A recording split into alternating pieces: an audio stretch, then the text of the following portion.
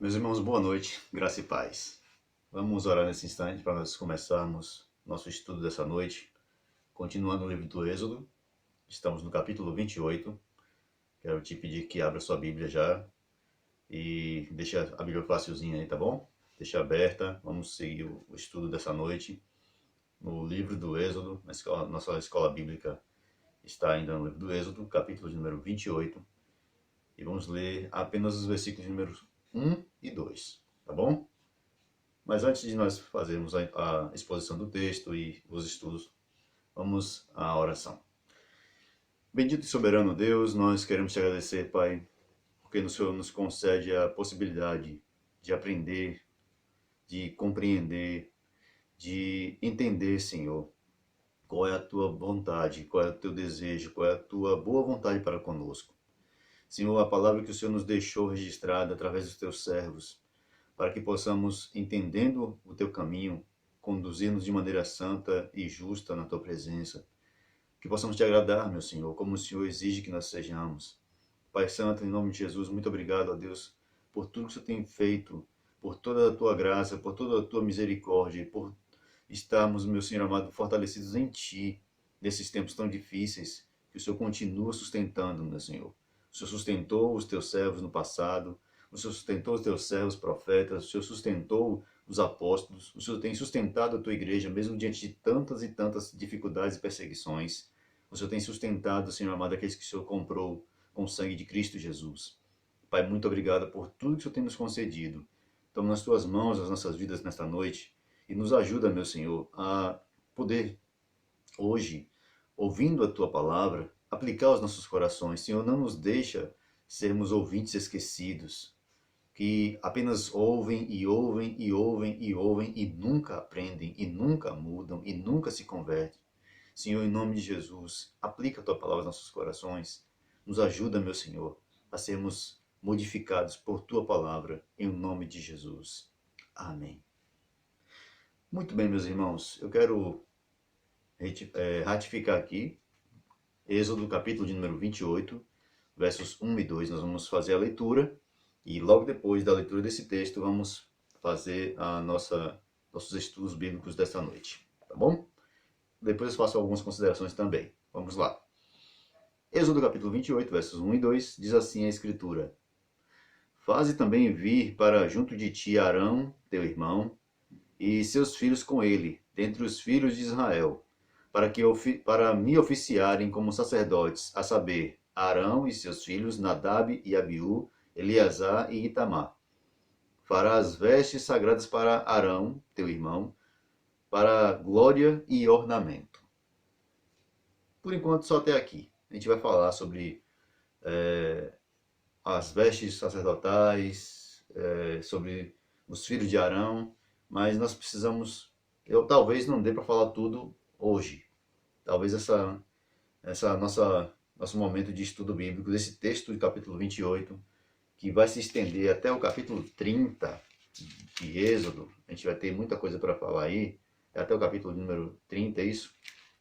Vai falar tanto das vestes sacerdotais, de quem são chamados para sacerdócio e de qual é o ofício desses sacerdócios. Então, como tem muita coisa para falar, e a gente precisa também mostrar no Novo Testamento como isso é visto, então a gente talvez não consiga fazer tudo hoje, tá bom? Então eu quero pedir aos irmãos que tenham paciência e vamos ao nosso estudo. Hoje, um pouquinho mais curto, eu acho que 1 hora e meia de estudo bíblico, apesar de ser um tempo razoável, mas eu não quero passar muitas informações para que os irmãos acabem não assimilando. Eu quero que vocês entendam, eu quero que vocês aprendam, eu quero que vocês, olhando para o texto, se lembrem do que foi falado.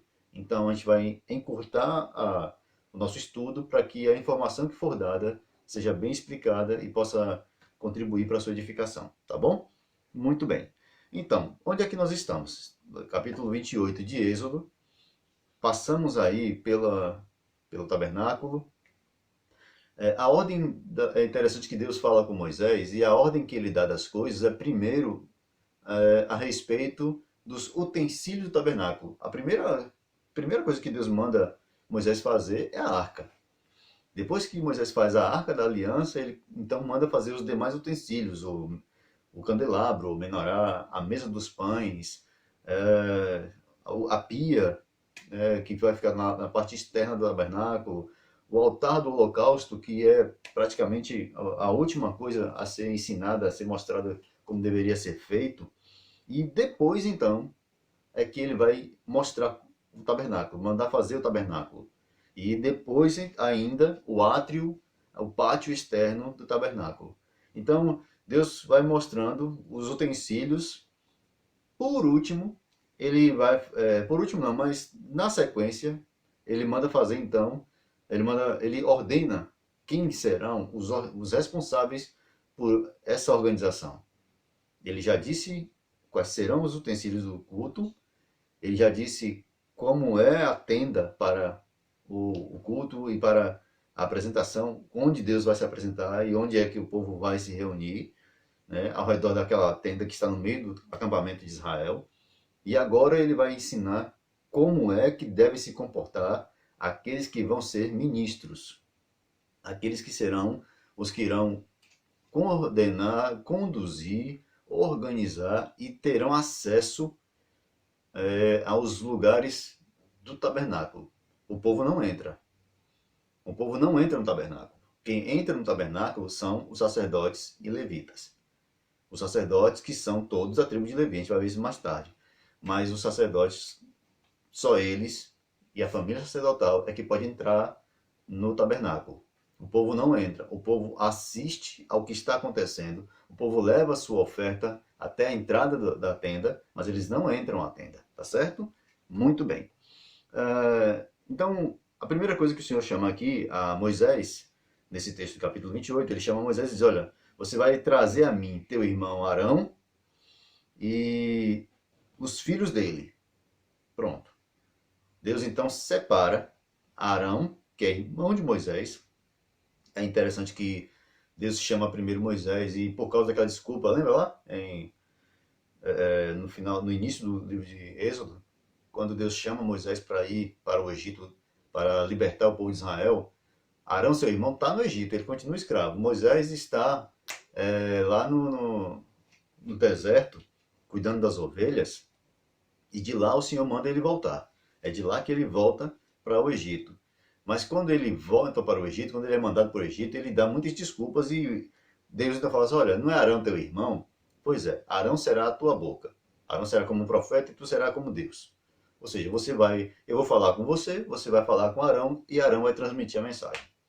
E todas as vezes que Moisés ia a Faraó, Arão é que pronunciava, é que falava. Arão era o que transmitia a vontade de Deus, a palavra de Deus para os que ouviam. Então Arão se tornou o braço direito de Moisés, o profeta ao lado de Moisés, e Moisés era o legislador e Arão era quem organizava isso tudo. Aqui no capítulo 28, então, Deus separa Arão para o ministério sacerdotal. Arão será o sacerdote do Senhor. É claro que Moisés entra na presença de Deus e somente Moisés faz isso. Somente Moisés vai falar com Deus, entre aspas, face a face, não é? Somente Moisés fala com Deus no meio do redemoinho, fala com Deus no alto do monte, entre as nuvens, as trevas densas, ali dentro, Deus fala com Moisés. Só ele entra nesses lugares. O Senhor só permite a ele entrar. Arão nunca entrou e não pode entrar. Mas Arão recebe de Deus a autoridade e a responsabilidade de entrar diante do Senhor com sacrifícios pelo povo. Só que não pode entrar de qualquer forma. Não basta apenas chegar lá, entrar, apresentar um sacrifício qualquer, como se fazia no Egito, como se fazia nas terras próximas. Deus não permitiu que o povo de Israel fizesse nada conforme eles tinham aprendido ao seu redor. Porque tudo que estava ao redor do povo de Israel era fruto da vaidade humana e da idolatria. A gente precisa entender isso.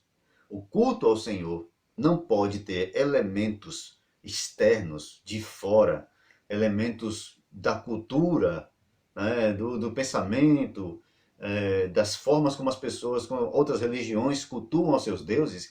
Por quê? Porque o culto ao Senhor é feito como ele quer e não como nós desejamos. Então, o sacerdote também não era simplesmente dizer assim, não, eu agora sou sacerdote do Senhor, eu vou entrar na presença dele, vou falar com Deus, e aí a partir de hoje eu sou sacerdote. Não. Ele é chamado, mas ele também recebe uma longa lista de coisas que ele deveria fazer. O sacerdote aqui, ele precisa ter muito cuidado com a própria vida e com o que ele vai fazer com relação ao culto ao Senhor. Então, a primeira coisa que o Senhor faz essa é a família que irá ser sacerdote perante mim. Arão e seus filhos. Os 4 filhos de Arão eram sacerdotes na mesma linhagem de Arão. A família de Levi, os descendentes de Levi, são então separados, mais tarde serão todos separados para o sacerdócio. Todas as nações de Israel, todas as famílias, as tribos de Israel, recebem herança nas terras. Quando Josué entra na terra e começa a vencer os povos vizinhos, cada tribo recebe uma parte dessa terra, ele vai sendo dividida. Mas Levi, a tribo de Levi, não recebe nenhuma herança. Porque o Senhor vai dizer daqui a pouco, né, mais à frente aqui no livro de Êxodo, o Senhor vai dizer ao povo de Israel que a tribo de Levi não terá nenhuma parte de terra, de posse, porque a posse deles, a herança deles é o Senhor. Eles serão os ministros da casa de Deus. Então a herança deles é o Senhor. O sustento deles virá do povo para que eles continuem ministrando diante do Senhor. A grande responsabilidade que eles têm é de conduzir o povo. E aqui não era só uma questão de apresentar sacrifícios, não. Não que eu estou diminuindo aqui a questão do sacrifício. Mas é porque eles também tinham que orientar, ensinar, conduzir os sacrifícios, organizar o culto, dar manutenção no tabernáculo e em toda a estrutura do tabernáculo. Tudo ali era com a família levítica, ok?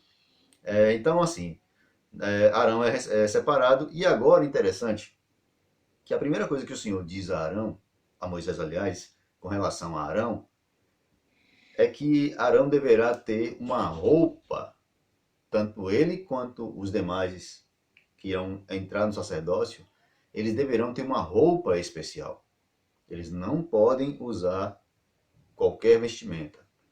Os sacerdotes das religiões pagãs que haviam ao redor de Israel também tinham roupas especiais. Eles também utilizavam roupas especiais para se apresentar diante de seus deuses. O Senhor vai mostrar como deve ser a roupa. E a questão da roupa não é só uma questão de estética, não é só uma questão de exigência vazia. As roupas que os sacerdotes estão usando, elas transmitem uma mensagem tanto para o sacerdote, principalmente para o sacerdote, quanto para o povo. Ela diz algumas coisas com relação ao homem que está entrando na presença de Deus, de um Deus absolutamente santo, certo? Então vamos lá. No versículo de número 3,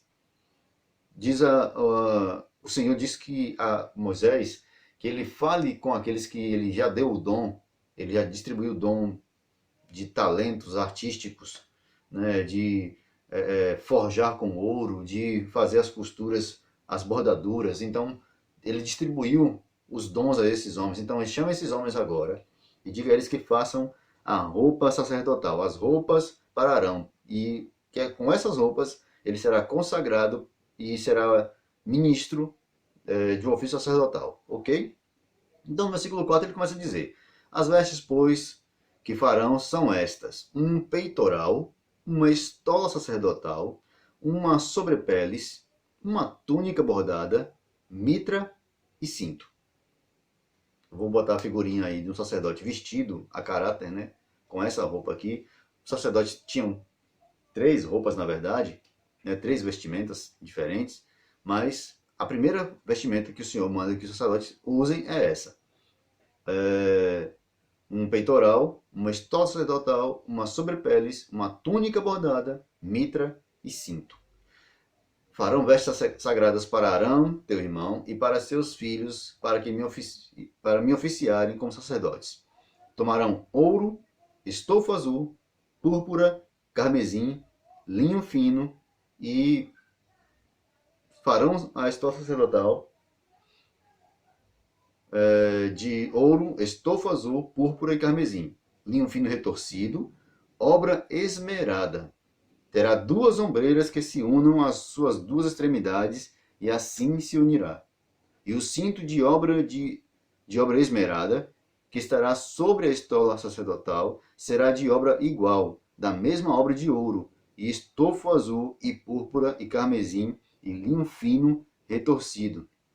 Tomará 2 pedras de ônix, e gravarás nelas os nomes dos filhos de Israel. 6 de seus nomes numa pedra, e os outros 6 na outra pedra, segundo a ordem do seu nascimento, conforme a obra de lapidador, como lavradores de sinete, gravarás as 2 pedras com os nomes dos filhos de Israel. Engastadas ao redor de ouro as farás.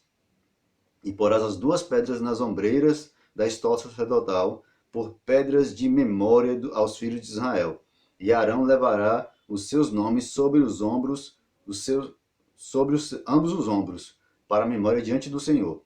Farás também engastes de ouro, e 2 correntes de ouro puro, para obra de fieira as farás, e as correntes de fieiras prenderás nos engastes. Eu acho que dá para ver na figura bem qual é essa imagem, essas ombreiras que são feitas de tecido retorcido, de linho puro, carmesim, púrpura e ouro. Essa primeira parte, o que mais chama a atenção aí é que essas roupas eram roupas que falavam ao povo de Israel com relação ao ofício de quem estava ali. O que ele estava fazendo ali? Ele leva o nome do povo de Israel em pedras que estão sobre os seus ombros, os nomes das tribos estão sobre os seus ombros, e também estão engastadas ou esculpidas em pedras também no seu peitoral. Tem um peitoral e ele tem 12 pedras ali engastadas, esculpidas com o nome das tribos. O que leva a estar em cima do seu peito. Ali é o fato de que o sacerdote ele ama, ele carrega o povo com amor, mas também tem responsabilidades. O nome das tribos está sobre seus ombros. É claro que o sacerdote, ele é o homem chamado para entrar pelo povo diante de Deus. Isso é para lembrar a ele a responsabilidade que ele tem.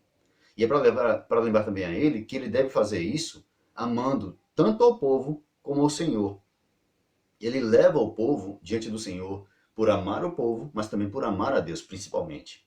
Ele ama o Senhor e por isso ele leva o povo do Senhor, diante de Deus. E para apresentar o povo diante de Deus, ele fará os sacrifícios. Ele apresentará sacrifícios. Essa é a principal obra do sacerdote. É o principal ofício do sacerdote.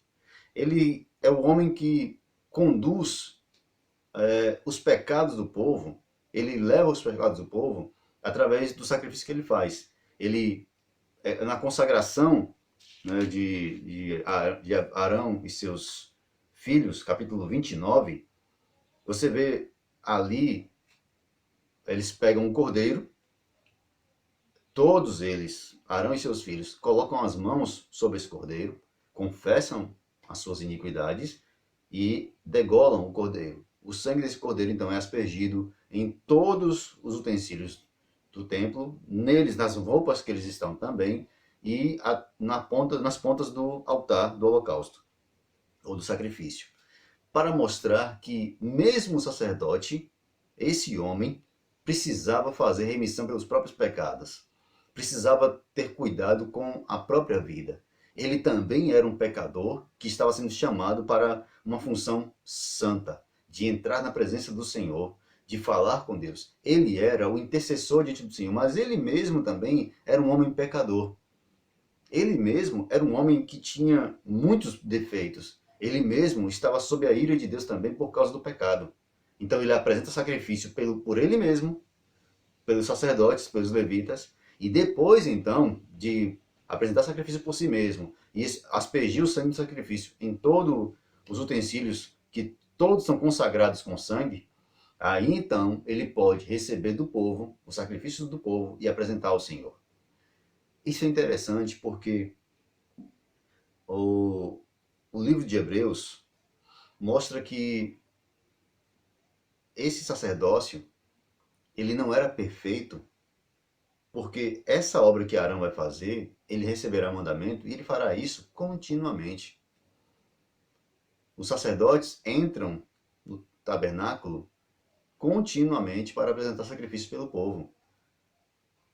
De época em época, eles estão entrando no templo, no tabernáculo, para apresentar sacrifício para o povo. E uma vez por ano, eles entravam para apresentar sacrifícios por todo o povo, e ele mesmo entrava com sangue por ele e pelo povo, no Santo dos Santos, uma vez apenas ao ano. Mesmo Arão só podia entrar no Santo dos Santos uma vez ao ano. A gente vai se lembrar aí, já foi citado aqui o nome deles, Nadab e Abiú, são os dois primeiros filhos, pela ordem ali cronológica. Nadab é o mais velho, Abiú é logo depois dele. Eles dois são os mais velhos, são os homens que que irão substituir Arão quando Arão falecer. Eles serão sacerdote. Um deles, né, Nadab, será o sacerdote. E na ausência de Nadab, Abiú será o sacerdote. É ele que tem a responsabilidade de santidade, de pureza, de purificação, porque é isso que mostra as vestes sacerdotais. Ela mostra que o sacerdote ele precisa ser puro, santo, ele precisa levar sobre ele leva na testa dele uma placa de ouro escrita santidade ao Senhor, ele leva sobre ele uma coroa, mas não é uma coroa, mas um adereço que mostra que Deus está sobre ele, tem poder sobre ele. Na cabeça dele ele leva um adereço onde está escrito santidade ao Senhor, que mostra que ele é submisso ao Senhor. Esse sacerdote que carrega tudo isso, ele deve entender tanto o seu próprio pecado quanto o pecado do povo. E é por isso que ele é apresentado continuamente como aquele que era responsável por levar o povo ao arrependimento, ao entendimento dos seus pecados e apresentar sacrifício pelos pecados do povo. O sacerdote tinha a função básica de entrar no lugar santo dos santos, mas isso ele tinha que fazer com sangue. Ele precisava sacrificar um animal, ele precisava matar um animal, espalhar o sangue desse animal nos utensílios do tabernáculo e derramar esse, por último, no propiciatório por ele e pelo povo. Isso era feito continuamente. Nadab e Abiú, lá no Números, no livro de Números, você vai ver Nadab e Abiú errando de forma absurda por não tomarem cuidado com o que eles tinham a fazer. Não era uma função qualquer, não era um trabalho qualquer, não era só mais um trabalho. E eles, tendo um comportamento inadequado, vivendo uma vida de forma inadequada, eles tomam incenso, pegam fogo estranho, ou seja, a gente não falou do incenso ainda, porque ele ainda não foi colocado, não foi mandado ainda pelo Senhor a construção do altar do incenso, mas eles vão tomar o altar do incenso, ele deveria ser aceso com uma brasa, com fogo tirado do altar do holocausto. São esses dois altares no tabernáculo, lembra? Semana passada, só existem dois altares no tabernáculo, o altar do incenso e o altar do holocausto. O altar do incenso, onde o incenso era queimado de frente para a cortina, para o véu que separava o lugar santo do Santo dos Santos, esse altar do incenso, o incenso ali só podia ser queimado com fogo vindo do altar do holocausto. Sem o fogo do altar do holocausto, o incenso ali não era aceito, certo? Então, Nadab e Abiú, eles tomam um fogo estranho e desse fogo estranho que eles pegam, que não é do altar, queimam o incenso e vão levar para o altar. Quando eles vão para o altar para colocar fogo no incenso, sai fogo da presença do Senhor e os consome ali mesmo. Os sacerdotes que eram responsáveis pela lei deveriam, antes de serem apenas instrutores da lei, serem cumpridores da lei. Os sacerdotes que ensinavam o povo deveriam compreender o significado de tudo aquilo. Nadab não entendeu, Nadab e Abiú não entenderam, ou não levaram a sério o fato de que Para se apresentar diante do Senhor, no Santo dos Santos, é preciso passar primeiro pelo sacrifício de Cristo, pelo sacrifício do Cordeiro. Para ali estava já preparado o teatro, mostrando qual é a realidade. Sem um sacrifício, sem o sangue derramado, não é possível entrar na presença do Senhor. Sem haver remissão de pecados, todo homem diante de Deus é consumido, porque é pecador e Deus não ama pecadores nem pecado. A gente tem um costume, né, de falar: Deus odeia o pecado, mas ama o pecador. Deus não ama nem o pecado nem o pecador, porque os dois é uma coisa só. O pecado não é um tumor em mim. O pecado não é um órgão escondido em algum lugar dentro do meu corpo. O pecado não é algo que está alienado de mim. Ah, não, é porque tem aqui uma verruga, essa verruga aqui é o pecado, eu só tenho que cortar ela. O pecado não é um acessório em mim. O pecado é algo que está na natureza humana. É por isso que Jesus fala com Nicodemos que é necessário que ele nasça de novo. Então, o pecado está arraigado ao homem. Os sacerdotes precisavam entender isso. A natureza deles era de pecadores. Por isso, as vestes sacerdotais que cobriam todo aquele homem, que tinham vários lembretes para ele, era para que e por último, além das vestes de santidade, as vestes chamadas vestes de louvor, que ele vestia, que o sacerdote, todos eles vestiam, tinha que estar salpicada com o mesmo sangue do sacrifício apresentado no altar. É com o sangue que é purificado o homem, não qualquer sangue. No altar era o holocausto, que dava então, depois de feito o holocausto, aquele sangue cobrindo o que iria ofertar, o sacerdote que iria ofertar, podia entrar no lugar santo, acender, queimar o incenso. Mas sem o fogo do altar, sem o sangue derramado ali, ele se tornava impuro e na presença de Deus ele era consumido. Porque Deus não faz separação de pecado e pecador. É um só. Pecado e pecador é um só. Não existe pecado sem pecador. Não existe pecador sem pecado. É um só. Deus não ama nem pecado nem pecador. Tá? Deus ama aqueles que são lavados e remidos pelo sangue de Cristo Jesus. Toda a ornamentação do sacerdote, toda a preparação dele, o sacrifício no capítulo 29, que é feito pelo sacerdote, porque ele também precisa passar pelo sacrifício. Quem ministra no altar também precisa ser santificado da mesma forma daqueles que são ministrados. Quando eu falo altar aqui, eu estou falando do Antigo Testamento. Lembre-se, não existe altar hoje, tá certo? Então, quando nós estamos falando aqui desse Antigo Testamento, estamos mostrando que é necessário que o sacerdote apresente sacrifício por ele e pelo povo. E sem sacrifício não há remissão de pecados. Aí a coisa interessante é que as vestes sacerdotais e todos os utensílios do tabernáculo, com o passar do tempo, Deus estava falando com o povo. Olhem para essas coisas, aprendam qual é a lição que está aí. Mas o povo tem uma tendência a trocar as coisas que Deus diz, deturpar o que o Deus fala e transformar em ídolos para o seu próprio coração. Foi isso que aconteceu com o tabernáculo, com a arca, com os utensílios do tabernáculo, como tem gente hoje usando a arca em miniatura, usando o candelabro em miniatura, usando até a Bíblia como instrumento de purificação da casa.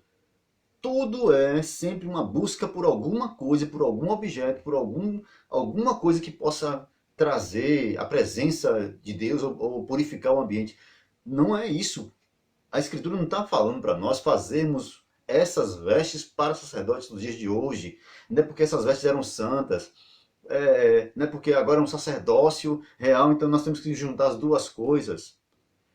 O povo de Israel, da mesma forma, na sua mesma idolatria, no livro de Juízes, capítulo 17, a partir do verso 5, você vê um levita que é sacerdote numa terra, nas redondezas da terra de Israel, e que tem na sua casa ídolos, e tem uma estola sacerdotal, e tem vários utensílios ali, que misturou tudo.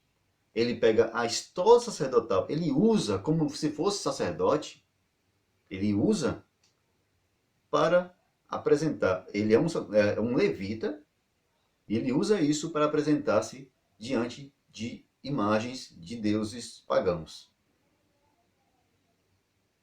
Você vê o nível de decadência quando nós deixamos de ouvir, de prestar atenção no que o Senhor nos ensina. No livro de Oséias, no capítulo 3, versos 4 e 5, Oséias também chama atenção para isso. Deus fala através de Oséias que vai chegar um tempo em que o povo de Israel não terá rei, não terá sacerdote, não terá estola sacerdotal, porque o povo usava a estola para quê? O que é a estola? A estola é a veste, a roupa, o éfode, né, como alguns chamam, que é a veste sacerdotal, que inclusive Davi usa em certo momento para tentar saber qual é a vontade de Deus. Ele manda trazer a estola para ele saber qual é a vontade de Deus. A gente ouve isso, a gente acha que isso Deus aprovava essas coisas. O fato de Deus permitir ou agir de determinadas formas no Antigo Testamento não significa que ele estava aprovando essas práticas. Deus não aprovava a poligamia. No entanto, ele continuou abençoando Abraão por causa de um propósito superior, maior. Deus não aprovava a idolatria no sentido de como o povo se dava às festas pagãs e a tudo mais. No entanto, ele suportou Gideão, Sansão, que eram homens dados a estas coisas. Deus nunca aprovou coisas que fossem contrárias à sua própria vontade, mas muitas vezes ele suportou pecadores por causa de uma graça maior, porque ele é misericordioso. Mas não significa que ele aprovava esses atos. É interessante que isso vai ser mostrado lá no Novo Testamento, quando Jesus, conversando com os fariseus a respeito do divórcio, e os fariseus dizem, ora, mas Moisés disse que nós devemos ler a carta de divórcio. E Jesus falou assim, mas no princípio não era assim. Moisés falou isso por causa da dureza do coração de vocês, mas no princípio não era assim. Ou seja, o que vai acontecendo ao longo do tempo, quanto mais os homens vão se afastando do jardim do Éden, quanto mais os homens vão se afastando do Senhor, mais longe eles ficam também de compreender de que maneira é caminhar de maneira agradável a Deus. Deus está ensinando o povo aqui como é que se cultua a Ele. E ensinando ao sacerdote como é que ele deve se comportar, como é que ele deve agir, como é que ele deve fazer. Por quê? Porque o sacerdote aqui, ele não é uma figura em si mesmo. O sacerdote aqui, ele está fazendo o sacrifício que é imperfeito, porque ele está apontando para algo maior. Deus está mostrando através desse momento aqui uma coisa superior a todos eles. Lá no livro de Hebreus, a partir do capítulo de número 7, o autor de Hebreus vai fazer uma exposição perfeita sobre a lei, os sacrifícios e o ministério de Cristo. Quando ele fala dos sacrifícios, a partir do capítulo 5, ele vai começar a mostrar que os sacrifícios que os sacerdotes faziam deveriam ser feitos continuamente. Aí no capítulo 7 ele diz, ora, mas ele citando um texto de Salmo 110, verso 4, ele diz, olha, tu és sacerdote eternamente, segundo a ordem de Melquisedeque. E ele fala, olha, esse Melquisedeque é aquele que toma dízimos de Abraão. Melquisedeque é um sacerdote, mas ele não é levita, ele não é da tribo de Levi. Como pode ter um sacerdote que não seja da tribo de Levi? Jesus é da tribo de Judá. Como pode Jesus ser levita se ele não é da tribo de Levi? Como ele pode ser sacerdote se ele não é da tribo de Levi, da tribo de Judá? Então, ele mostra que nem todo sacerdote era da tribo de Levi. Deus levantou um sacerdote que Abraão, o pai da nação de Israel, reconhece como sendo sacerdote do Deus Altíssimo. Ele chama de El Elyon, do Deus Altíssimo. Ele sabe que aquele homem é o sacerdote do Senhor. Ele é rei de Salém. Salém, a palavra Salém lembra Jerusalém, Yesharem, Jerusalém, mas é o rei de paz. Esse homem é um homem que aparece do nada, lá em Gênesis, se apresenta para Abraão, Abraão entrega dízimos de tudo a ele abençoa Abraão e desaparece de novo. Aí o autor de Hebreus vai dizer, ora, esse Melquisedeque, capítulo 7, ele vai dizer isso, esse Melquisedeque, que era rei de Salém, na figura rei de paz, sem genealogia, sem nome de pai e mãe, sem origem, esse homem que recebe dízimos de Abraão, ele abençoa Abraão. Ora, o menor não pode abençoar o maior, mas sempre o maior abençoa o menor. Então Abraão ali, na terminologia, de alguma forma, os próprios levitas que recebiam dízimos de todo o resto do povo, agora estavam entregando a Melquisedeque. Jesus não vem como sacerdote da tribo de Levi, porque o sacerdócio dele é superior ao sacerdócio levita. O sacerdócio de Cristo não é temporal e não é de um tabernáculo aqui. O sacerdócio de Cristo não é de um sacerdócio de um tempo agora, de um lugar da agora. Não é de coisas, todos os sacrifícios, a roupa do sacerdote que apontava para a santidade, as vestes de Cristo são vestes eternas, gloriosas. O apóstolo João, no capítulo 1 de Apocalipse, ele relata que quando ele se volta para ouvir aquele que falava com ele vê uma figura com vestes resplandecentes como o sol na sua maior força. Se as roupas do sacerdote estavam salpicadas de sangue do cordeiro que tinha sido sacrificado no altar, Apocalipse capítulo 9 diz que as roupas dele, as vestes dele estavam salpicadas de sangue também, mas era do seu próprio sangue. Eis o cordeiro que estava morto desde a fundação do mundo, mas que vive. O cordeiro que foi morto, mas vive. O rei dos reis, porque assim ele é mostrado, assentado em um cavalo, com sua armadura, e na sua coxa está escrito Rei dos Reis e Senhor dos Senhores. Ele é mostrado como o sacerdote perfeito, porque todo sacerdote tem que entrar anualmente no tabernáculo, mas Jesus entra uma única vez, e não num tabernáculo feito aqui, que é figura do perfeito, mas aquele que é perfeito no céu. Ele entra no Santo dos Santos, ele entra na presença do próprio Deus, não na presença da arca do concerto, mas na presença do próprio Deus. Ele não está agora escondido por querubins, ele está presente na própria face do Deus Todo-Poderoso. Ele se assenta à destra de Deus e de lá ele comanda, ele organiza, como diz o livro de Paulo diz aos Colossenses, de lá ele ordena toda a criação com a sua palavra, ele sustenta todas as coisas com a sua palavra. Ele conduz tudo com sua palavra. O sacerdote aqui morre. Esse sacerdote é eterno. Jesus é o sacerdote eterno. E quanto a nós não somos mais sacerdotes, mas somos chamados para sermos nação santa, povo eleito,